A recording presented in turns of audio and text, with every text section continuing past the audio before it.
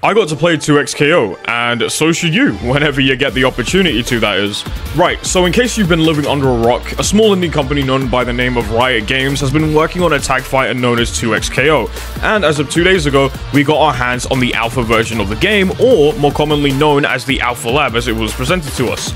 Now, I was one of the luckier people to receive a code through my email after scrambling and looking through the wrong email address for a very long time, but after a little bit of a wait and a short download, I was in the game. And it was finally time for myself to get my grubby hands all over 2XKO. Now, my first impressions of the game were basically what I expected. Visually, it's gorgeous. The game's art style and direction is absolutely incredible, and it's very nicely complemented by an absolute banger soundtrack. Anything better than Street Fighter 6 and stuff, trust me. But how does it play? That's honestly a really good question. 2XKO, in my opinion, feels absolutely fantastic. As somebody that doesn't have too much experience within the tag fighter genre, I got to play this game and it felt amazing. The movement was absolutely incredible. It's akin to something like MVC, with the ability to even just wave dash as a movement option, making it feel really crisp even in the game's alpha state. The game feels flashy, combos are very satisfying once you get them down, and not to mention the addition of mechanics such as push blocking, bursts, handshake tags, and so much more, just allowing for way more versatile options, routes, and combos, as well as also, you know, the tools needed to get out of said combos as well. So you're not always having to hold a combo or hold back for as long as, you know, you may think. As you probably know, however, the game uses directional inputs as opposed to motion inputs, which were obviously the standard when playing fighting games. Motion inputs, for those of you that don't know, are quarter circles and stuff like that. Now, taking a new approach and style to make the game feels pretty good, while also being fairly accessible. 2XKO is the perfect example of a game not needing hard inputs for it to be a very deep game. Directional inputs consist of things such as obviously pressing down on your D-pad, for example, and pressing a button to complement it, like for example a down B in Super Smash Bros., which allows for precise button inputs.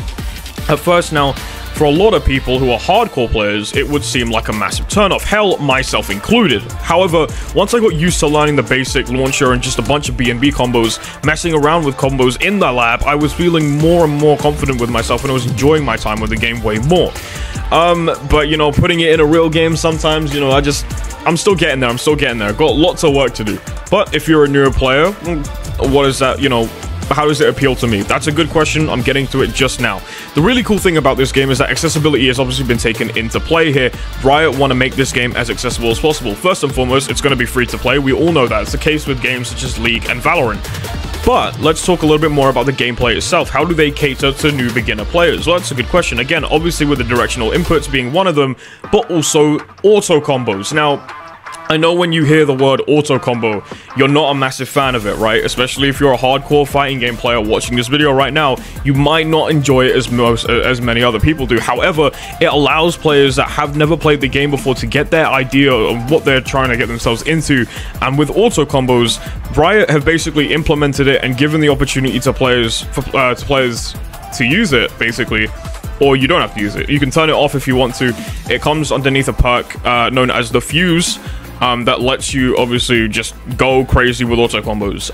So 2XKO allows you to do that, and if you're always just trying to play for fun, you can always, you know, go to those auto combos, and it's pretty good for them. I had to use it as well, you know, my first day of playing the game, just so I could slowly understand the neutral a little bit more. Again, tag fighters, this is my first one that I'm kind of delving deep into, so I have a lot to learn with them.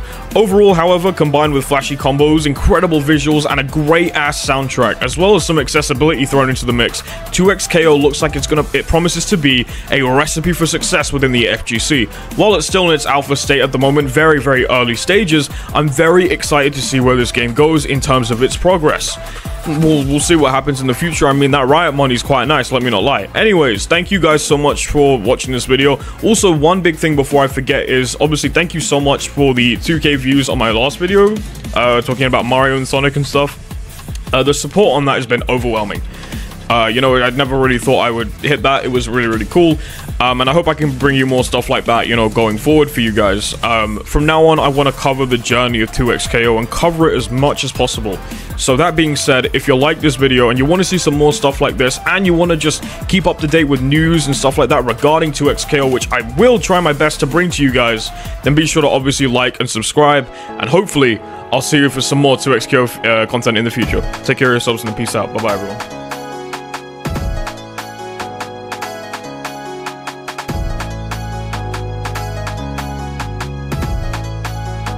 shitty day, huh?